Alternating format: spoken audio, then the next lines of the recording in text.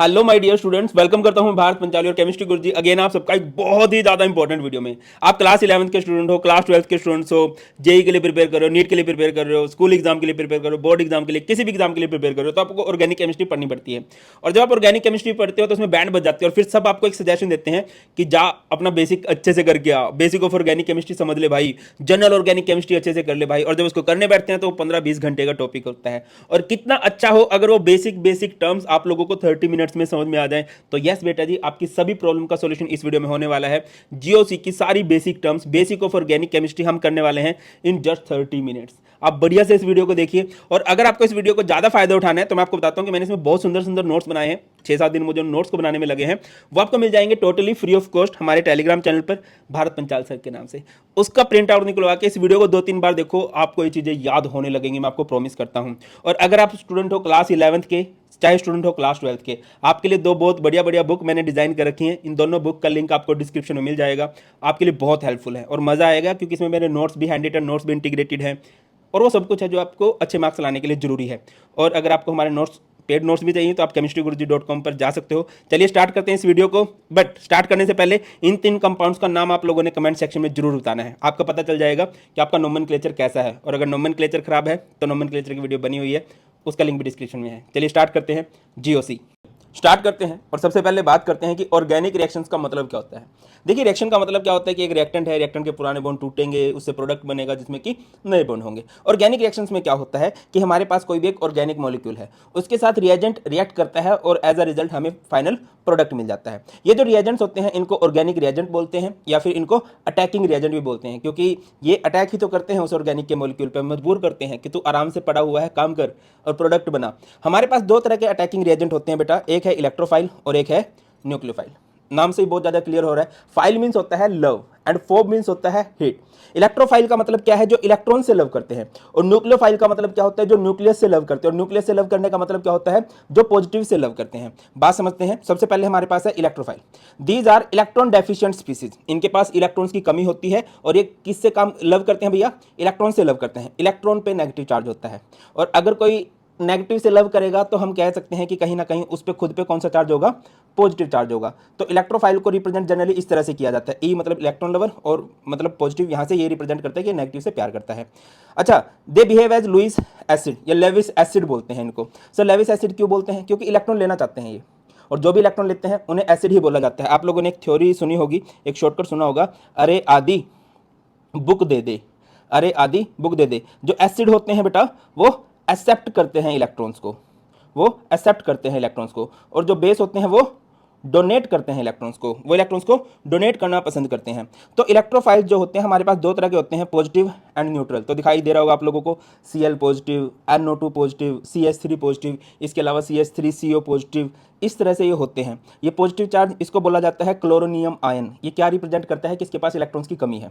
इसके अलावा हमारे पास न्यूट्रल इलेक्ट्रोफाइल भी हो सकते हैं बेटा। न्यूट्रल इलेक्ट्रोफाइल का मतलब क्या होता है, जैसे BF3, FeCl3, AlCl3। सर ये किस तरह से इलेक्ट्रॉन की कमी से जूझ रहे हैं। अगर आप BF3 का स्ट्रक्चर बनाओगे बेटा, कुछ इस तरह से BF3 का स्ट्रक्चर बनेगा, कुछ इस तरह से। अगर आप इसके इधर उधर घूमो तो आपको दिखाई दे रहा है कि इसने 3 बॉन्ड बनाए हैं। 3 बॉन्ड यानी कि इसके पास 6 इलेक्ट्रॉन है।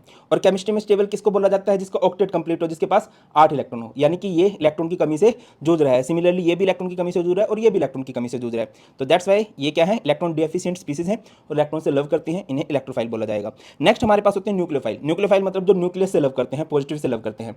न्यूक्लियोफाइल को NU नेगेटिव से रिप्रेजेंट किया जाता है, क्योंकि पॉजिटिव से लव करते हैं तो जनरली इन पे नेगेटिव चार्ज दिखाया जाता है। These are electron rich species. Nucleus से लव करते हैं तो इलेक्ट्रॉन रिच होंगे, है ना। Behave as Lewis base, they attack at electron deficient areas. ये हमारे पास 3 तरह के होंगे, negative, neutral and ambidentate. Ambidentate भी आपको सुनने को मिल जाता है। नेगेटिव एंड न्यूट्रल बहुत कॉमन है, जैसे Cl नेगेटिव, क्लोराइड आयन है। Cl नेगेटिव में आपको दिखाई दे रहा है कि बेटा इसके पास नेगेटिव चार्ज मींस ये इलेक्ट्रॉन रिच है, तो किस पे अटैक करेगा, किसी ना किसी इलेक्ट्रॉन डेफिशिएंट पे। न्यूट्रल की बात करें जैसे NH3, H2O, बेटा अगर आपको किसी के पास ये लोन पे दिखाई दे रहे होते हैं ना, इट मींस ये इलेक्ट्रॉन रिच साइट है। और इलेक्ट्रॉन रिच है तो ये किसी ना किसी इलेक्ट्रॉन डेफिशिएंट पे अटैक करेगी। अगर आप NH3 का स्ट्रक्चर बना के देखो तो कुछ इस तरह से है, इसके पास ये लोन पेयर प्रेजेंट होता है तो ये इसको डोनेट करना चाहता है, अटैक करेगा। एम्बिडेंटेंट कौन से होते हैं, ऐसे न्यूक्लियोफाइल जिसके पास 2 अटैकिंग सेंटर होते हैं जो दो तरफ से अटैक कर सकते हैं। जैसे अगर मैं CN की बात करूं तो ये C की तरफ से भी अटैक कर सकता है, N की तरफ से भी अटैक कर सकता है। जैसे मैं NO2 की बात करूं, ये O की तरफ से भी अटैक कर सकता है, N की तरफ से भी अटैक कर सकता है। और ये लोन पेयर क्या रिप्रेजेंट करता है कि ये किसी को इलेक्ट्रॉन देना चाहते हैं, अगर कोई इलेक्ट्रॉन डेफिशिएंट इनको अपने सामने दिख जाए तो। नेक्स्ट है बेटा जी, ऑर्गेनिक रिएक्शंस के मैकेनिज्म का मतलब क्या होता है। आपको पता है कि हमारे पास ऑर्गेनिक मॉलिक्यूल होता है, उस ऑर्गेनिक मॉलिक्यूल के साथ कौन रिएक्ट करता है, एक रिएजेंट रिएक्ट करता है, तो हम मानते हैं कि डायरेक्ट हमें प्रोडक्ट मिलता है, बट ऐसा नहीं होता। बिटवीन द रिएक्शन आपको रिएक्शन इंटरमीडिएट मिलता है। जैसे कि आपने पिक्चर देखी होगी कभी मॉल में, हॉल में जाके फिल्म देखी हो आप लोगों ने, तो फिल्म की स्टार्टिंग होती है, फिल्म की एंडिंग होती है, बट बीच में इंटरवल आता है। सिमिलरली रिएक्शंस के बीच में भी क्या आता है, रिएक्शन इंटरमीडिएट आता है। क्या होता है reaction intermediate, something form during the course of reaction, और ये बहुत थोड़ी देर के लिए बनता है, very short lived, highly reactive, very unstable. Unstable है, दैट्स वाई ये बहुत जल्दी रिएक्शन करना चाहता है। आगे मूव करते हैं। आगे बढ़ने से पहले कि हमारे पास रिएक्शन इंटरमीडिएट कितने तरह के हैं, आपको समझना पड़ेगा बॉन्ड फ्यूजन क्या होता है ना, या फिर बॉन्ड क्लीवेज क्या होता है। Breaking of a covalent bond is called bond fusion. Bond fusion बेटा जी दो तरीके से हो सकता है, homolytic bond fusion, heterolytic bond fusion. Homo मतलब एक इस तरीके से बॉन्ड तोड़ना है, जैसे कि आपको पता होगा कोवलेंट बॉन्ड बनता है by the sharing of electron. Homo का मतलब होता है कि यहाँ पे मान के चलो दो एटम है, ये दोनों ही इसके एक एक इलेक्ट्रॉन को ले जाए। क्या लिखा गया है, होमोलिटिक बॉन्ड फ्यूजन क्या होता है, such fusion in which bond pair is equally distributed in between respective atoms. जैसे यहाँ पर Cl2 है। अच्छा, होमोलिटिक फ्यूजन के लिए आपको बहुत हाई टेम्परेचर की जरूरत पड़ती है, सनलाइट की जरूरत पड़ती है, या यूवी रेज की जरूरत पड़ती है, मतलब बहुत एनर्जी की जरूरत पड़ती है। तो होगा इसको, ये जो साइन है ना आपने देखा होगा, सिंगल एरो दिख रही है आपको, सिंगल हेडेड एरो है ये, इसको बोलते हैं फिश हुक, क्योंकि एक एक इलेक्ट्रॉन का ट्रांसफर हो रहा है। तो ये फिश हुक से आप इसको रिप्रेजेंट करते हो। तो क्लोरीन ने अपने इलेक्ट्रॉन रख लिए, इस क्लोरीन ने भी अपने इलेक्ट्रॉन रख लिए। तो यहाँ पर ये जो डॉट दिख रहे हैं ना, इसको बोलते हैं ओड इलेक्ट्रॉन, और इन स्पीसीज को बोला जाता है फ्री रेडिकल। क्या बोलते हैं बेटा जिनको हम लोग, इनको बोला जाता है फ्री रेडिकल्स। आगे मूव करते हैं। नेक्स्ट है हमारे पास हेटेरोलिटिक बॉन्ड फ्यूजन।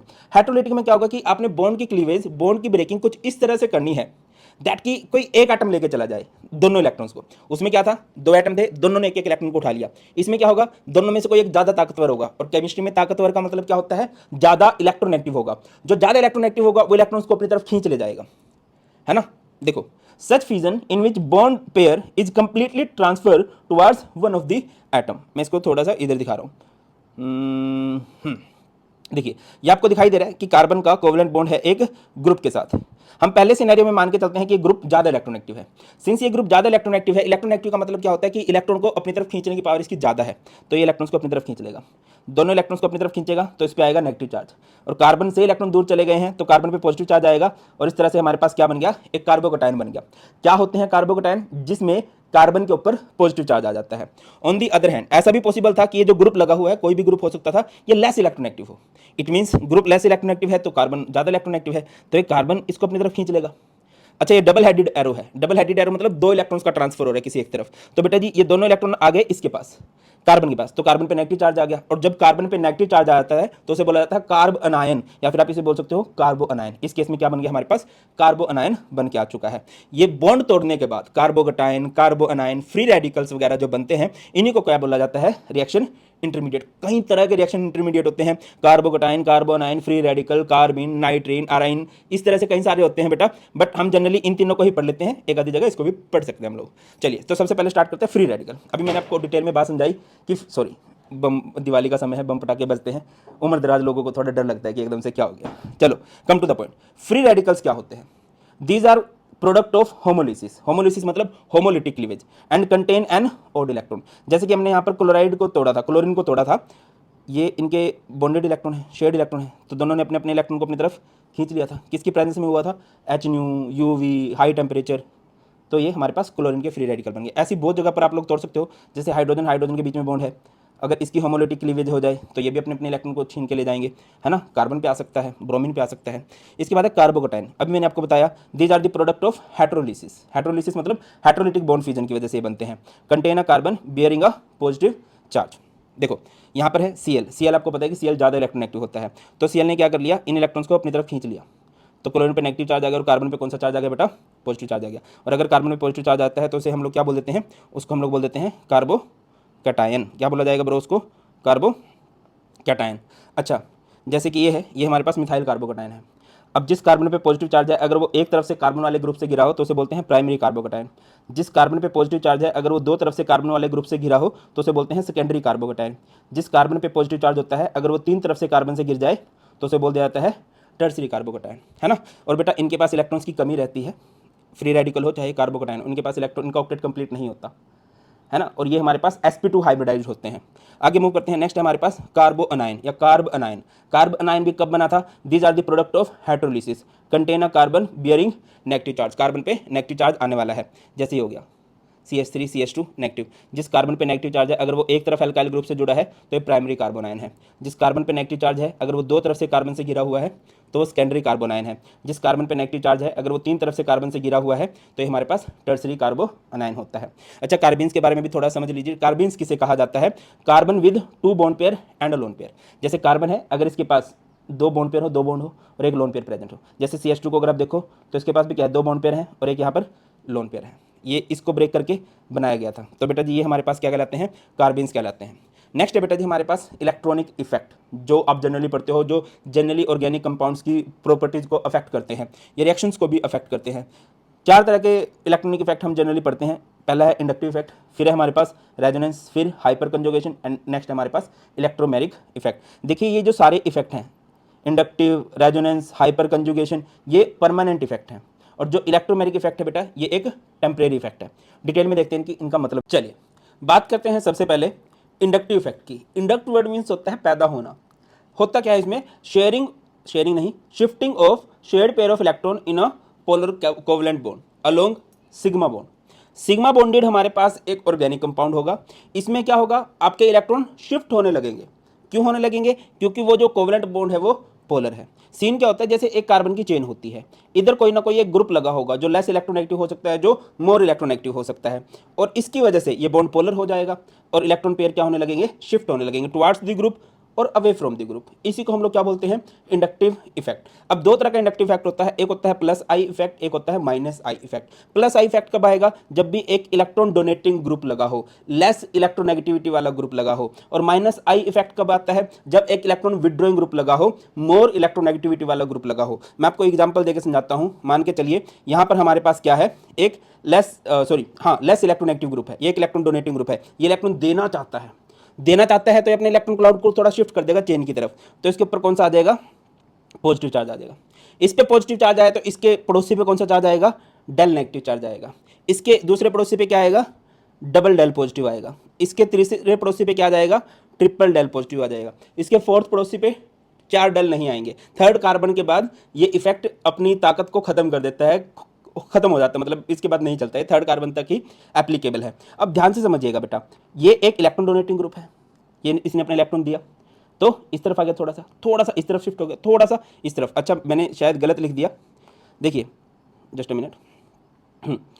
इन पे कौन सा चार्ज आएगा? सबके पास थोड़ा थोड़ा इलेक्ट्रॉन क्लाउड शिफ्ट हुआ है तो इन पे आएगा del negative, double del negative, triple del negative. अब इसका मतलब क्या होता है बेटा? डेल का मतलब होता है स्मॉल, या कह लीजिए डबल डेल का मतलब होता है वेरी स्मॉल, ट्रिपल डेल का मतलब होता है वेरी वेरी स्मॉल। क्या मतलब हुआ कि जैसे जैसे हम ग्रुप से दूर जा रहे हैं ये कम होता जा रहा है negative charge. Clear? If electron donating group is attach to end of carbon chain, कौन सा इफेक्ट आ जाता है? प्लस आई इफेक्ट आ जाता है। माइनस आई इफेक्ट कब आएगा? If electron withdrawing group is attach to the end of carbon chain. देखिए ये हमारे पास इलेक्ट्रॉन विड्रॉइंग ग्रुप है, इलेक्ट्रॉन को खींचने वाला ग्रुप है, तो इस पर कौन सा चार्ज आएगा? Del negative. ये इलेक्ट्रॉन क्लाउड को थोड़ा अपनी तरफ पुल करेगा, तो इस पर कौन सा चार्ज आएगा? Del positive. ये कार्बन देखता है कि मेरे भाई पे पॉजिटिव चार्ज आया है, यानी कि इसके इलेक्ट्रॉन थोड़ा इससे दूर चले गए हैं, मैं भी अपने इलेक्ट्रॉन थोड़ा इसकी तरफ पुश कर देता हूँ सो दैट कि इसको एकदम से दिक्कत महसूस ना हो। ला भाई मैंने भी दे दिए, तो फिर ये भी इस तरह से, इस पर कौन सा चार्ज आ जाएगा? Triple del positive. क्लियर है? और बेटा ये स्मॉल है, ये वेरी स्मॉल है, ये वेरी वेरी स्मॉल है। जो बिल्कुल ग्रुप के साथ लगा है उस पर सबसे ज़्यादा इफेक्ट होता है, इसका धीरे धीरे कम होता जाता है। और यही क्या है? Shifting of shared pair of electron. Shared pair के इलेक्ट्रॉन शिफ्ट हो रहे हैं, है ना, टुवार्ड्स द ग्रुप या अवे फ्रॉम द ग्रुप। इसमें टुवार्ड्स ग्रुप गए हैं तो माइनस आई इफेक्ट है, ये अवे फ्रॉम द ग्रुप गए हैं, ग्रुप से दूर जा रहे हैं, तो ये माइनस आई इफेक्ट है। अब आपको ये पता होना चाहिए कि यार इलेक्ट्रॉन डोनेटिंग ग्रुप की पावर क्या होती है, इलेक्ट्रॉन विड्रॉइंग ग्रुप की पावर क्या होती है। देखो बेटा सबसे ज़्यादा होती है NO2 की, उसके बाद है CN, SO3H, CHO, CO, COOH, F, Cl, Br, I। अगर मैं आपसे पूछूं सबसे ज़्यादा इलेक्ट्रोनेगेटिव ग्रुप कौन सा है, सबसे ज़्यादा माइनस आई इफेक्ट कोज करने वाला ग्रुप कौन सा है? NO2। इससे ज़्यादा भी होता है, CF3 होता है, बट गिवन एग्जाम्पल में से NO2 सबसे ज़्यादा है। और यहाँ पर अगर आ जाएं तो अगर कहीं पर टर्सरी एल्काइल ग्रुप है, एल्काइल ग्रुप को इलेक्ट्रॉन डोनेटिंग ग्रुप माना जाता है। जितना बड़ा एल्काइल ग्रुप होगा इट मींस उसकी इलेक्ट्रॉन डोनेटिंग कैपेसिटी उतनी ज़्यादा है। टर्सरी एल्काइल ग्रुप सबसे ज़्यादा इलेक्ट्रॉन डोनेटिंग होता है, then secondary, then primary, then हमारे पास आता है मिथाइल ग्रुप। क्लियर है? टर्सरी एल्काइल ग्रुप समझते हो ना, जैसे कि ये है, इसके पास 3 एल्काइल ग्रुप लगे हुए हैं, ये है टर्सरी। चलो आगे मूव करते हैं कि इसकी एप्लीकेशंस क्या हैं। Plus I effect increase the stability of कार्बोकटाइन and minus I effect decrease the stability of कार्बोकटाइन। मैं आपको मतलब समझाता हूँ। जैसे कि कार्बन पे पॉजिटिव चार्ज है, कार्बन पे पॉजिटिव चार्ज क्या बताता है हमें कि ये इलेक्ट्रॉन की कमी से जूझ रहा है। मैंने इस पर एल्काइल ग्रुप लगा दिए, ठीक है। ये हमारा कौन सा कार्बोकटाइन है? ये हमारे पास टर्सरी कार्बोकटाइन है। जैसे इस कार्बन पे पॉजिटिव चार्ज लगा दिए, ये हमारा कौन सा कार्बोकटाइन है? ये सेकेंडरी कार्बोकटाइन है। इधर एक CH3 ग्रुप लगा दिया। ये कौन सा कार्बोकटाइन है? ये प्राइमरी कार्बोकटाइन है। Alkyl groups are electron donating in nature. अगर आप ध्यान से देखो तो यहाँ पर 3 एल्काइल ग्रुप हैं, तो तीनों एल्काइल ग्रुप इसको इलेक्ट्रॉन देंगे जो C पॉजिटिव है। कार्बन पे पॉजिटिव चार्ज होने का मतलब है कि वो इलेक्ट्रॉन की कमी से जूझ रहा है, तो इसके 3 दोस्त इसकी हेल्प करना चाहते हैं, तो इसका सबसे ज़्यादा फायदा है। इधर आ जाओ, इसके 2 दोस्त इसको इलेक्ट्रॉन देना चाहते हैं। ये कार्बन इलेक्ट्रॉन की कमी से जूझ रहा है, इसके दोस्त इसको इलेक्ट्रॉन देना चाहते हैं। ये इलेक्ट्रॉन का भूखा है और ये दोस्त इसको इलेक्ट्रॉन दे रहे हैं, और यहाँ पर इसका एक दोस्त इसकी हेल्प कर रहे हैं। तो आप मुझे बताओ सबसे ज़्यादा फायदे में कौन है? भूखा है, उसके 3 दोस्त और तीनों दोस्त उसकी हेल्प कर रहे हैं, तो सबसे ज़्यादा फायदे में है ये, फिर ये, और सबसे कम है ये। अच्छा याद रखिए बेटा, ये बहुत इंपॉर्टेंट है। Presence of plus I effect increase basic strength, presence of minus I effect increase acidic strength. मैं आपको एक एग्जांपल देकर समझाने का प्रयास करता हूँ। देखो जैसे कि फिनोल होता है, फिनोल जो होता है ना वो किस नेचर का होता है? एसिडिक इन नेचर होता है। किस नेचर का होता है? एसिडिक। अगर मैंने फिनोल के साथ एक इलेक्ट्रॉन विड्रॉइंग ग्रुप लगा दिया, इलेक्ट्रॉन विड्रॉइंग ग्रुप जो माइनस आई इफेक्ट को कोज करते हैं, NO2, तो ये क्या हो जाएगा? More acidic. और अगर मैं यहाँ पर कोई ऐसा ग्रुप लगा दूँ जो कि प्लस आई इफेक्ट कोज करता हो, जैसे कि एल्काइल ग्रुप लगा दिया, CH3 ग्रुप लगा दिया, तो बेटा ये जो होगा ये लेस एसिडिक होगा। प्लस आई इफेक्ट वाले एसिडिक स्ट्रेंथ को घटाते हैं, बेसिक स्ट्रेंथ को बढ़ाते हैं। कैसे कहना चाह रहा हूँ? जैसे कि मान के चलो इस या बेंजीन के ऊपर NH2 लगा है, ये थोड़ा सा बेसिक इन नेचर है, मान के चलते कि ये क्या है? बेसिक इन नेचर है। किस नेचर का है? बेसिक। अगर मैंने इस पर लगा दिया एक ऐसा ग्रुप जो कि माइनस आई इफेक्ट कोज करता है, माइनस आई इफेक्ट डिक्रीज करता है बेसिक स्ट्रेंथ को, तो ये क्या बना देगा इस ग्रुप को? Less basic. On the other hand अगर मैं ऐसा कर देता हूँ, जैसे कि बेंजीन के ऊपर NH2 लगा है, ये बेसिक है, और मैंने यहाँ पर CH3 ग्रुप लगा दिया, ये प्लस आई इफेक्ट वाला है। प्लस आई मतलब जिनकी इलेक्ट्रॉन डोनेटिंग पावर होती है, और बेस का मतलब भी क्या होता है? जो इलेक्ट्रॉन डोनेटिंग ग्रुप की वजह से आता है। तो भाई क्या होगा? बेस का मतलब इलेक्ट्रॉन डोनेट करना चाहता है, प्लस आई इफेक्ट भी इलेक्ट्रॉन डोनेट करना चाहता है, तो इसकी पावर को बढ़ाएगा ओवरऑल, तो ये क्या हो जाएगा इस केस में? मोर बेसिक हो जाएगा। क्लियर है? Plus I effect basic strength बढ़ाता है, minus I effect acidic strength बढ़ाता है। इंपॉर्टेंट है, काम आएगा। आगे मूव करते हैं इलेक्ट्रोमेरिक इफेक्ट। इलेक्ट्रोमेरिक इफेक्ट एक टेम्परेरी इफेक्ट है। इसको टेम्परेरी इफेक्ट क्यों बोलते हैं? क्योंकि तभी आएगा जब कोई अटैकिंग रिएजेंट प्रेजेंट हो, अगर वो प्रेजेंट नहीं है तो नहीं आएगा। ये कहाँ पर ऑपरेट करता है? ये पाई बॉन्डेड सिस्टम्स के अंदर ऑपरेट करता है। पाई बॉन्डेड सिस्टम मतलब जिनके अंदर मल्टीपल बॉन्ड हो, जैसे आपको दिखाई दे रहा है यहाँ पर कार्बन कार्बन के बीच में डबल बॉन्ड है। इलेक्ट्रोमेरिक इफेक्ट क्या होता है? In the presence of attacking reagent the 2 pi electrons are completely transfer to any of the atom. ये क्या है? एक टेम्परेरी इफेक्ट है। अब समझिए यहाँ पर E प्लस का मतलब क्या है? कि ये एक इलेक्ट्रोफाइल है। अच्छा ये पाई बॉन्ड जो है, पाई बॉन्ड आपने किसी एक की तरफ शिफ्ट कर दिया, मान के चलो आपने इसकी तरफ शिफ्ट कर दिया, तो इसके ऊपर नेगेटिव चार्ज आ जाएगा, और इस कार्बन से दूर चला गया तो इस पर पॉजिटिव चार्ज आएगा। तो इलेक्ट्रोफाइल का फर्ज कहाँ बनता है कि कहाँ पर जुड़े? ये पॉजिटिव चार्ज है तो ऑब्वियसली नेगेटिव साइड को देखेगा, इलेक्ट्रॉन तो इधर आए हैं तो इसके साथ जुड़ जाएगा। यहाँ पर आपने इस E पॉजिटिव को जोड़ दिया है, ठीक है। अब माइनस E इफेक्ट कब आएगा? जब आप न्यूक्लियोफाइल लोगे। जैसे ये हमारे पास एक कार्बोनिल ग्रुप है, कार्बन और ऑक्सीजन में से ऑक्सीजन ज़्यादा इलेक्ट्रोनेगेटिव है, आपने इन इलेक्ट्रॉन्स को ट्रांसफर कर दिया टुवर्ड्स ऑक्सीजन, तो ऑक्सीजन पर नेगेटिव चार्ज आ गया और इस कार्बन पे आ गया पॉजिटिव चार्ज। न्यूक्लियोफाइल कहाँ अटैक करते हैं? न्यूक्लियोफाइल मतलब न्यूक्लियस लवर, पॉजिटिव लवर, तो ये कहाँ पर आके जुड़ जाएगा भाई? इसके साथ जुड़ जाएगा। अच्छा इसका चार्ज खत्म हो जाता है, बट ये तुम्हें बताने के लिए अभी भी लगा के रखे गए हैं, है ना, कि भाई समझिए इलेक्ट्रोफाइल ने कहाँ अटैक करना है? जिसके पास इलेक्ट्रॉन ज़्यादा है, इलेक्ट्रॉन ज़्यादा इस कार्बन पे थे तो यहाँ अटैक कर रहा है। न्यूक्लियोफाइल ने कहाँ अटैक करना है? जिसके पास इलेक्ट्रॉन्स की कमी है, इस कार्बन के पास इलेक्ट्रॉन की कमी है। इस नेक्स्ट है हमारे पास हाइपर कंजुगेशन। हाइपर कंजुगेशन क्या होती है? हाइपर कंजुगेशन का नाम होता है नो बॉन्ड रेजोनेंस, इसका दूसरा नाम होता है बेकर नाथन इफेक्ट। ये भी एक तरह की रेजोनेंस ही होता है। अब इसके अंदर खास बात क्या है? It involve delocalization of sigma electron of a CH bond. देखिए जो प्रॉपर रेजोनेंस है इसके बाद हम पढ़ेंगे, उसमें पाई इलेक्ट्रॉन डीलोकलाइज होते हैं। इसमें कौन से इलेक्ट्रॉन डीलोकलाइज होते हैं? Sigma electron of a CH bond. और कब होते हैं? When an alkyl group is directly attached to an atom of unsaturated system. जब एक अल्काइल ग्रुप जुड़ा होगा एक अनसैचुरेटेड सिस्टम के साथ, तो CH बॉन्ड के क्या होने लगेंगे, सिग्मा इलेक्ट्रॉन डीलोकलाइज होने लगेंगे। जैसे कि आपको एग्जांपल दिखाई दे रहा है, ये एक अनसैचुरेटेड सिस्टम है और यहां पर एक अल्काइल ग्रुप लगा हुआ है, तो CH बॉन्ड के जो सिग्मा इलेक्ट्रॉन है, जैसे इस हाइड्रोजन के सिग्मा इलेक्ट्रॉन्स मूव होने लगे, सिग्मा मतलब सिंगल बॉन्डेड इलेक्ट्रॉन्स, तो बेटा ये बॉन्ड आ गया इधर, इधर डबल बॉन्ड आ गया, तो इस डबल बॉन्ड को आगे चलना पड़ेगा, इस पे आ गया नेगेटिव चार्ज, क्योंकि इस हाइड्रोजन का इलेक्ट्रॉन जा चुके हैं तो इस पे आएगा पॉजिटिव चार्ज। सेम काम ये हाइड्रोजन भी कर सकता था, क्योंकि यहाँ पर भी कार्बन हाइड्रोजन के बीच में सिंगल बॉन्ड है, तो ये इसको आगे ट्रांसफर कर देगा, है ना। सेम काम ये हाइड्रोजन भी कर सकता था कि ये अपने सिंगल बॉन्ड को इधर ट्रांसफर कर दे, जिससे कि इस H पे पॉजिटिव चार्ज आ जाएगा और इधर क्या बनेगा, मल्टीपल बॉन्ड, और अगले वाला जो मल्टीपल बॉन्ड है जो ऑलरेडी एग्जिस्ट करता था वो किस में कन्वर्ट हो जाएगा, नेगेटिव चार्ज में। अब एक खास बात क्या होती है बेटा, ये जो हाइड्रोजन हैं इनको बोलते हैं अल्फा हाइड्रोजन, है ना। ये डबल बॉन्डेड कार्बन है, डबल बॉन्डेड से नेक्स्ट कार्बन जो होगा उसको हम लोग बोलेंगे अल्फा कार्बन, और उस पे जो भी हाइड्रोजन्स हैं उनको बोलेंगे अल्फा हाइड्रोजन। जितने ज़्यादा अल्फा हाइड्रोजन्स होंगे उतनी ही अच्छी बात होती है, किसके लिए, एक अल्कीन के लिए, एक कार्बोकटाइन के लिए। अभी थोड़ी देर पहले हमने एक बात समझी है, स्टेबिलिटी ऑफ कार्बोकटाइन। स्टेबिलिटी ऑफ कार्बोकटाइन में एक बड़ा रोल हाइपर कंजुगेशन भी प्ले करती है। कैसे करती है देखो, अच्छा सबसे पहले समझिए स्टेबिलिटी ऑफ अल्कीन, ये इसकी एप्लीकेशन है। More the number of alpha hydrogen more is the stability of alkyne. देखिए ये हमारे पास अलग अलग अल्कीन दे रखे हैं, ठीक है, इसके अलावा भी हो सकते थे, है ना, इसके अलावा भी कई सारे हो सकते हैं। यहाँ पर अगर आप ध्यान दो, ये हमारे पास डबल बॉन्ड है, ये डबल बॉन्ड है, ये डबल बॉन्ड है, इसके साथ में ये जो कार्बन लगे हैं ये है अल्फा कार्बन, और इसके पास ये जो हाइड्रोजन लगे हैं ये है अल्फा हाइड्रोजन,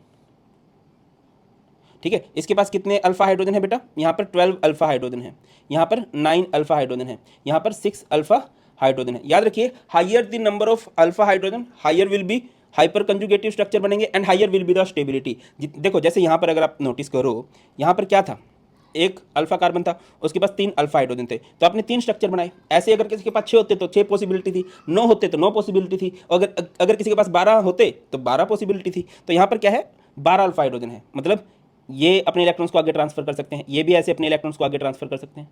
तो सबसे ज़्यादा स्टेबल है ये अल्कीन, फिर है ये और फिर है ये। अब आ जाते हैं हमारे पास स्टेबिलिटी ऑफ कार्बोकटाइंस की। कार्बोकटाइन, greater the number of alkyl group attached to a positively charged carbon atom greater is the stability। Sir कैसे कह रहे हो ये बात, मैं समझाता हूँ, इधर ध्यान दीजिए। ये कार्बन है, इस कार्बन पे है पॉजिटिव चार्ज, है ना, और यहाँ पर इस पे है पॉजिटिव चार्ज, इधर एक अल्काइल ग्रुप लगा है, मान के चलो ये लगा है, ठीक है, और इसके बॉन्ड पूरे कर दो हाइड्रोजन के साथ। ये कौन सा है, ये प्राइमरी कार्बोकटाइन कहलाएगा। क्यों, क्योंकि जिस कार्बन के साथ जिस कार्बन पॉजिटिव चार्ज है वो एक अल्काइल ग्रुप से जुड़ा हुआ है। अगर मैं इसकी बात कर लूँ, जैसे कि ये है, ये कितने हाइड्रोजन से जुड़ा हुआ है भाई, ये जुड़ा हुआ है हमारे पास 3 अल्काइल ग्रुप से जुड़ा हुआ है,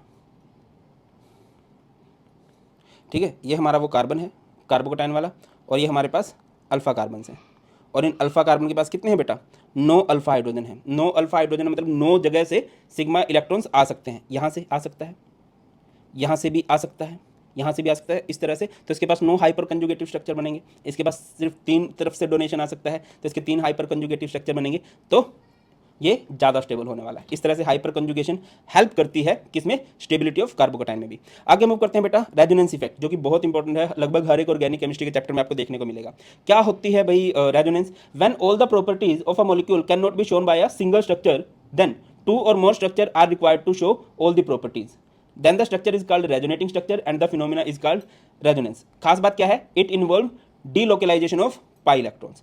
देखो बेटा, कई मॉलिक्यूल ऐसे होते हैं जिनके एक स्ट्रक्चर से उनकी सभी प्रॉपर्टीज समझ में नहीं आती है। जैसे मैं आपको एक एग्जांपल देता हूँ कि फिनोल है, वो ऑर्थो पैरा डायरेक्टिंग है, वो फिनोल को देख के क्लियर नहीं होगा, बट अगर मैं फिनोल के रेजोनेटिंग स्ट्रक्चर बना दूंगा तब हमें क्लियर होने लगेगी, हाँ यार इस वजह से ये ऑर्थो पैरा डायरेक्टिंग है। क्लियर है। तो क्या होती है रेजोनेंस, जब एक स्ट्रक्चर से सारी प्रॉपर्टीज को समझाया नहीं जा सकता तो आप एक से ज्यादा स्ट्रक्चर बनाते हो, ठीक है। अच्छा, रेजोनेंस आपको कहां देखने को मिलेगी, कंजुगेशन में। अब कंजुगेशन क्या होती है, कंजुगेशन ऐसी परिस्थितियां हैं जहां पर पाई बॉन्ड मूव करना स्टार्ट कर दे।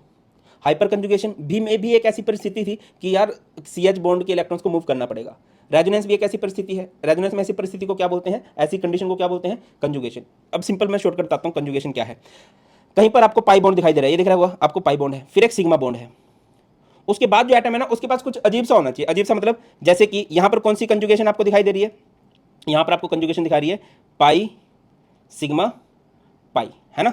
उसके बाद है pi sigma lone pair, atom है जिसके पास लोन पेयर प्रेजेंट है। इसके बाद है पाई सिग्मा पॉजिटिव, इसके बाद है पाई सिग्मा नेगेटिव, इसके बाद है पाई सिग्मा फ्री रेडिकल। ये सारी क्या है, कंजुगेशन है।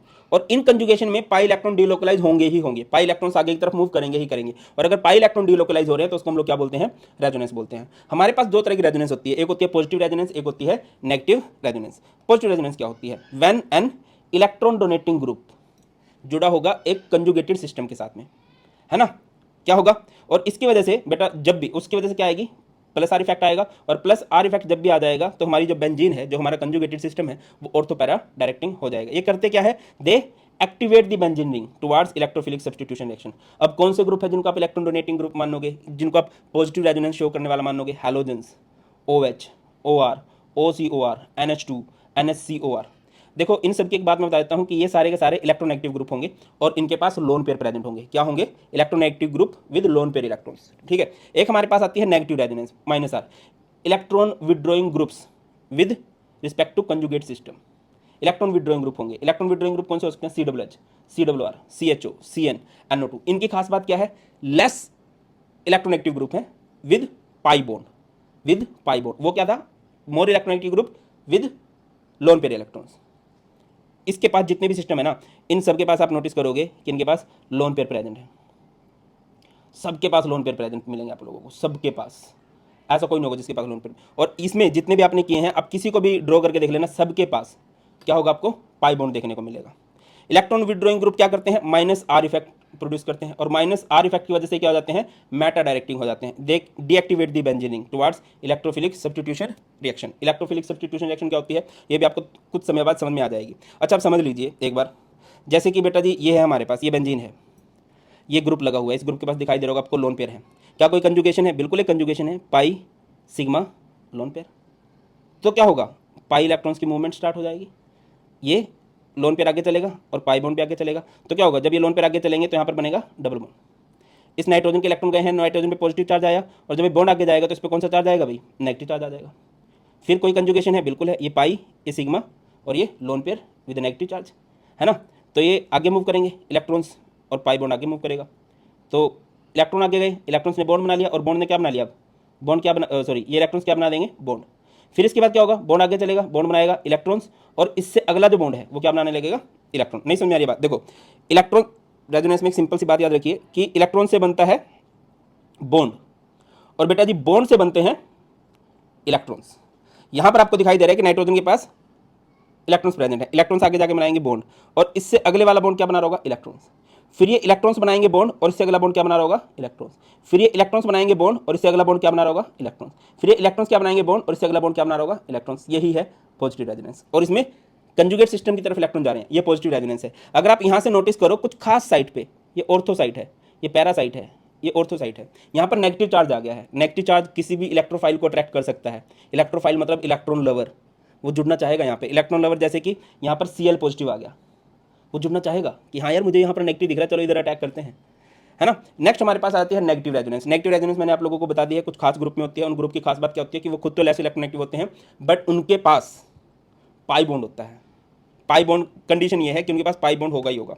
चलो अब जैसे कि हमारे पास ये है, ये हमारे पास बेंजल्डिहाइड है। अब इसमें क्या है, ये ग्रुप लगा हुआ है और इस ग्रुप के पास क्या होगा, पाई बॉन्ड होगा, ठीक है। अब क्या कोई कंजुगेशन दिखाई दे रही है आपको, बिल्कुल। आप अगर आप इसको ध्यान से देखो, बेंजल्डिहाइड कुछ इस तरह से है, ये है हमारे पास बेंजल्डिहाइड, ये C डबल बॉन्ड O, इधर H। तो ये पाई बॉन्ड था, ये पाई बॉन्ड है, ये सिग्मा है और ये पाई बॉन्ड है। मैंने आपको क्या बोला, पाई सिग्मा के बाद कुछ भी अजीब सा दिखे तो वो कंजुगेशन है। तो ये पाई बॉन्ड आगे चला, इसने इलेक्ट्रॉन बनाए, और फिर ये पाई बॉन्ड आगे चला, इसने इधर बॉन्ड बना दिया। जब ये पाई बॉन्ड आगे जाएगा, इस कार्बन पर कौन सा चार्ज आएगा, पॉजिटिव चार्ज आएगा। इस पॉजिटिव को कोई कंजुगेशन है, बिल्कुल बेटा, ये कंजुगेशन है, पाई, ये सिग्मा और ये पॉजिटिव। तो इस पाई बॉन्ड को आगे चलना पड़ेगा, जिससे ये पॉजिटिव चार्ज खत्म हो जाएगा, बट इस कार्बन पॉजिटिव चार्ज आएगा। इस पॉजिटिव को खत्म करने के लिए पाई बॉन्ड आएगा, ठीक है। ये पाई बॉन्ड इस पॉजिटिव को तो खत्म कर देगा, बट इस कार्बन में पॉजिटिव चार्ज आ जाएगा। फिर इस पॉजिटिव को खत्म करने के लिए पाई बॉन्ड आगे आएगा, जिससे इस कार्बन में पॉजिटिव चार्ज आने लगेगा, बट इस पॉजिटिव को खत्म कर देगा ये नेगेटिव। इस तरह से ही हुआ है, बहुत सिंपल है, आराम से समझना कि भाई सबसे पहले क्या हुआ, ये पाई बॉन्ड था, ऑक्सीजन ज़्यादा इलेक्ट्रोनेगेटिव, ऑक्सीजन ने खींच लिया, इस कार्बन पे पॉजिटिव को खत्म करने के लिए पाई बॉन्ड आगे आ गया। जब ये पाई बॉन्ड इधर आया है, देखो ये दो कार्बन के बीच में है, ये पाई बॉन्ड इधर आ गया, तो इस कार्बन को नुकसान हो गया, इस पे आ गया पॉजिटिव चार्ज। इसके पॉजिटिव को खत्म करेगा ये वाला पाई बॉन्ड, फिर इस कार्बन पॉजिटिव चार्ज आएगा, इसके पॉजिटिव को खत्म करेगा ये वाला, फिर इसके पॉजिटिव को खत्म करेगा ये वाला। इस तरह से ये चीज़ें चलती रहती हैं, इलेक्ट्रॉन बार बार इधर उधर घूमते रहते हैं, पॉजिटिव चार्ज को बार बार खत्म किया जाएगा। एक बात याद रखना बेटा, ये बात मैं आपकी थोड़ी देर पहले भी समझा के आया हूँ, more the electron donating group more is basic nature, more the electron withdrawing group more is acidic nature, उतनी ज़्यादा एसिडिक नेचर होने वाली। इसको आराम से सोच के समझ के ट्राई कर लेना एक बार प्लीज़, ठीक है। आगे मूव करते हैं। नेक्स्ट हमारे पास होती है बेटा जी ऑर्गेनिक रिएक्शंस। ऑर्गेनिक रिएक्शंस हमारे पास 4 तरह की होती हैं। कौन कौन सी? Substitution reaction, addition reaction, elimination reaction, rearrangement reaction. एक बार इनको भी डिटेल में देख लेते हैं। ऑर्गेनिक रिएक्शंस में सबसे फेमस रहती है सब्स्टिट्यूशन रिएक्शंस। सब्स्टिट्यूशन रिएक्शन क्या होती है? When one atom replace other atom. तो यहाँ पर 3 तरह की सब्स्टिट्यूशन होती हैं, electrophilic substitution, nucleophilic substitution, free radical substitution. इनका मतलब क्या है? इलेक्ट्रोफिलिक सब्स्टिट्यूशन में एक इलेक्ट्रोफाइल सब्स्टिट्यूट करेगा दूसरे इलेक्ट्रोफाइल को। न्यूक्लियोफिलिक सब्स्टिट्यूशन में क्या होता है? एक न्यूक्लियोफाइल सब्स्टिट्यूट करेगा। और फ्री रेडिकल में कोई फ्री रेडिकल सब्स्टिट्यूट करेगा। बड़ी सिंपल सी बात होती है ना। जैसे कि यहाँ पर कोई ग्रुप लगा है, यहाँ पर कोई दूसरा ग्रुप है, वो दूसरा ग्रुप इस पहले वाले को रिप्लेस कर देगा, सब्स्टिट्यूट कर देगा। सब्स्टिट्यूट का मतलब ही रिप्लेसमेंट होता है। आगे समझिए। तो सबसे पहले हमारे पास है न्यूक्लियोफिलिक सब्स्टिट्यूशन। ये फर्दर बहुत डिटेल में डिस्कस की जाती हैं, वो आप 12th क्लास में पढ़ोगे ही सारी रिएक्शंस को, बट सिंपली समझो न्यूक्लियोफिलिक सब्स्टिट्यूशन क्या होती है। In these reactions nucleophiles are the attacking species. जैसे कि हमारे पास CH3Cl है, यहाँ पर एक न्यूक्लियोफाइल आया, वो न्यूक्लियोफाइल क्या करेगा? इस Cl को इधर से उड़ा देगा, ये बन गया CH3 यानी। उसके बाद इलेक्ट्रोफिलिक सब्स्टिट्यूशन। ये बहुत पॉपुलर रिएक्शन है in case of aromatic compounds. जो भी बेंजीन की रिएक्शंस होती है उधर आपको इलेक्ट्रोफिलिक सब्स्टिट्यूशन बहुत कॉमनली देखने को मिलता है। तो जैसे कि ये बेंजीन है, इधर एक Cl पॉजिटिव नाम का इलेक्ट्रोफाइल आएगा, तो वो उड़ा देगा यहाँ से किसको? H पॉजिटिव को। ये बन गया हमारे पास। When leaving group is replaced by an electrophile, या फिर डेफिनेशन वही है, in these reaction electrophiles are the attacking reagent. Free radical substitution में क्या हो जाएगा बेटा? फ्री रेडिकल होगा कि क्या होने वाला है? अच्छा, ऑब्वियसली फ्री रेडिकल तभी बनेंगे जब आप उस रिएक्शन को कराओगे यूवी लाइट में। तो याद रखना, अगर कहीं पे यूवी लाइट HNO वगैरह दिखाई दे तो आप समझ जाना कि यार यहाँ पर फ्री रेडिकल सब्स्टिट्यूशन हो रही है, ठीक है। देखिए यहाँ पर यूवी लाइट लिया गया, तो यहाँ पर क्या होगा? ये CH4 है और इसकी रिएक्शन आप कराओगे Cl2 के साथ, तो यहाँ पर Cl नाम का एक फ्री रेडिकल बनेगा और H नाम के फ्री रेडिकल को हटा के यहाँ पर क्या बना देगा? CH3Cl बना देगा। नेक्स्ट हमारे पास है एडिशन रिएक्शन। अब आपके दिमाग में कैसे आएगा कि यार एडिशन रिएक्शन है? जनरली जब भी आप देखो मल्टीपल बॉन्ड है, मल्टीपल बॉन्ड में कुछ जुड़ा हुआ है, देखिए उन रिएक्शन को एडिशन कहते हैं। ट्रिपल बॉन्ड से डबल बन जाता है, डबल बॉन्ड से सिंगल बन जाता है, वो एडिशन रिएक्शंस होती हैं। These reactions are given by unsaturated compounds. कौन देता है इन रिएक्शंस को? Unsaturated compounds. कौन कौन सी होती हैं? Electrophilic addition, nucleophilic addition. Sir free radical addition नहीं होती है क्या? फ्री रेडिकल एडिशन भी होती है। फ्री रेडिकल एडिशन, आप एंटी मार्कोनिकोव रूल का नाम सुना होगा, खरास इफेक्ट, परोक्साइड इफेक्ट कहते हो आप लोग उसको, वो एक फ्री रेडिकल एडिशन का ही एग्जांपल है। चलो पहले इसको देख लेते हैं। इलेक्ट्रोफिलिक एडिशन में क्या होगा? Given by an alkene and alkyne. ये हमारे पास डबल बॉन्डेड कार्बन है। इधर इसको इलेक्ट्रोफिलिक एडिशन क्यों कहा जाता है? क्योंकि इसको इलेक्ट्रोफाइल स्टार्ट करते हैं, सबसे पहले इलेक्ट्रोफाइल आते हैं। तो इधर आपने पाई बॉन्ड को शिफ्ट कर दिया, पाई बॉन्ड शिफ्ट हो गया, तो इस पे आएगा नेगेटिव चार्ज, इस पे आ जाएगा पॉजिटिव चार्ज। तो ये H पॉजिटिव कहाँ जाएगा? आप खुद से बताओ, इलेक्ट्रोफाइल कहाँ जाते हैं? जहाँ पे नेगेटिव चार्ज दिख रहा हो, इस पे आया था ना नेगेटिव चार्ज, तो इधर आपका हाइड्रोजन आ जाएगा। फिर एक हाइड्रोजन आएगा, वो जुड़ जाएगा इस वाले कार्बन पे। कुछ एग्जांपल दो सर, मैं आपको एग्जांपल देकर समझाता हूँ, ज़्यादा डिटेल में आपको बात समझ में आ जाएगी। जैसे कि हमारे पास CH2 डबल बॉन्ड CH2, हमने इसकी रिएक्शन करा दी, मान के चलो HBr के साथ, ठीक है। तो क्या होगा भाई? ये डबल बॉन्ड टूटेगा सिंगल में, है ना। जब डबल बॉन्ड आप सिंगल में तोड़ोगे तो ऑब्वियसली इसको पाई बॉन्ड को किधर ना किधर तो शिफ्ट मारोगे ना। मान के चलो आपने इधर शिफ्ट मार दिया, इधर आ गया नेगेटिव, इधर आ गया पॉजिटिव, तो ये HBr है, H पॉजिटिव Br नेगेटिव। कौन कहाँ जाएगा भैया? इधर आएगा H पॉजिटिव, इधर आएगा Br नेगेटिव। ये reaction start H positive electrophile की प्रेजेंस में होती है, दैट्स वाई इसका नाम इलेक्ट्रोफिलिक एडिशन होता है। और इस रिएक्शन को अगर हम शॉर्टकट से करना चाहें तो हमेशा याद रखिए मार्कोनिकोव रूल के अकॉर्डिंग होती है। मार्कोनिकोव रूल किसे कहा जाता है? Nathu Lal Halwai, negative goes to lower hydrogen. Negative portion हमेशा कहाँ जाएगा ऐसे केसेस में? लोअर हाइड्रोजन के पास जाएगा। जैसे कि हमारे पास ये है CH3 CH double bond CH2, मैंने इसमें जोड़ दिया HCl, तो क्या होगा भाई? ये H पॉजिटिव है, ये Cl नेगेटिव है, CH3 CH CH2, तो नेगेटिव पोर्शन कहाँ जाएगा?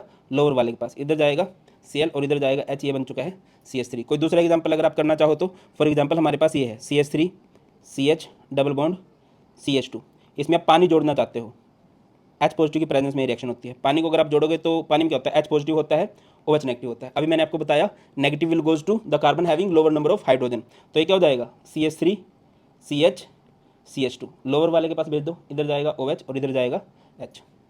क्लियर है? ये बन गया। आगे मूव करते हैं। नेक्स्ट है हमारे पास न्यूक्लियोफिलिक एडिशन। न्यूक्लियोफिलिक एडिशन आपको कहाँ देखने को मिलेंगे बेटा? कार्बोनिल कंपाउंड्स में। कार्बोनिल कंपाउंड किसे कहते हैं? जिसमें कार्बन का मल्टीपल बॉन्ड होगा ऑक्सीजन के साथ, जैसे ये है एल्डिहाइड या कीटोन, इसके एग्जांपल हैं। तो अगर आप इस रिएक्शन को ध्यान से देखो, तो ये पाई बॉन्ड शिफ्ट किस तरफ कर सकते हो आप, ये पाई बॉन्ड आप लोग शिफ्ट कर सकते हो ऑक्सीजन की तरफ, क्योंकि ऑक्सीजन ज़्यादा इलेक्ट्रोनेगेटिव होते हैं, तो ऑक्सीजन पे नेगेटिव चार्ज आएगा, कार्बन पे पॉजिटिव चार्ज आएगा। अब ये जो न्यूक्लियोफाइल है, न्यूक्लियोफाइल मतलब न्यूक्लियस लवर, पॉजिटिव लवर, तो पॉजिटिव तो इधर अटैक करेगा, है ना, और जो H पॉजिटिव बचेगा उसके बाद H पॉजिटिव रिएक्शन को सेटिस्फाई करने के लिए आएगा, ये कहाँ जा सकता है, उस O नेगेटिव पे, है ना, ये हो गया। सर इसका नेगेटिव कहाँ चला गया, सर बेटा जी इसका नेगेटिव तो पहले ही खत्म हो गया था, क्योंकि इस कार्बन पे पॉजिटिव चार्ज आ गया था, तो इस Cn नेगेटिव ने इस पॉजिटिव को तो खत्म ही कर दिया था। ऐसे ही हुआ था ना, अगर आप ध्यान से समझो, C डबल बॉन्ड O था, पाई बॉन्ड शिफ्ट हो गया टुवर्ड्स मोर इलेक्ट्रोनेगेटिव एटम, तो क्या होगा, कार्बन ऑक्सीजन पे कौन सा चार्ज आएगा, नेगेटिव, और इस कार्बन पे कौन सा चार्ज आएगा, पॉजिटिव। इस पॉजिटिव को कौन खत्म करेगा आके, एक न्यूक्लियोफाइल, जैसे Cn नेगेटिव आ गया था, इनका पॉजिटिव नेगेटिव तो आपस में तभी खत्म हो गया था। फिर इस ऑक्सीजन का नेगेटिव कौन खत्म करेगा, एक H पॉजिटिव आके, इधर आ जाएगा C, इधर OH और इधर Cn। अगर किसी बच्चे ने पढ़ रखा हो, एक कार्बन पे अगर OH ग्रुप और Cn ग्रुप लगते हैं तो इसको भी एक क्लास बोला जाता है। इस क्लास का नाम क्या है, एक खास तरह के कंपाउंड्स होते हैं, प्लीज बताना कमेंट सेक्शन में अगर किसी को पता है तो। नेक्स्ट हमारे पास एलिमिनेशन रिएक्शन। एलिमिनेशन एडिशन का उल्टा है, एडिशन का मतलब जोड़ना, एलिमिनेशन का मतलब बाहर निकालना, है ना। उसमें क्या होता था, डबल बॉन्ड सिंगल में बदलते हैं, इसमें क्या होगा, ऑब्वियसली सिंगल बॉन्ड डबल में बदलेंगे, और अगर डबल है तो वो ट्रिपल में बदल जाएंगे, है ना। टू ग्रुप्स फ्रॉम सेम और adjacent atoms are lost, unsaturated compounds is formed. देखिए जैसे कि ये है सी, इधर हाइड्रोजन Br लगा हुआ है, आपने एक डी एलिमिनेशन के लिए कोई रिएजेंट यूज करेंगे तो यहाँ पर एक एल्कोहलिक KOH है, इसको बोलते हैं रिएजेंट फॉर डिहाइड्रोहैलोजिनेशन। होगा क्या बेटा, ये अल्फा कार्बन है, ये बीटा कार्बन है, अल्फा पोजीशन से Br और बीटा से हाइड्रोजन बाहर निकल जाएगा, वेरी नाइस। तो वो बाहर निकल गए तो यहाँ पर CH2 बच गया, यहाँ पर भी CH2 उनके बीच में डबल बॉन्ड आ गया।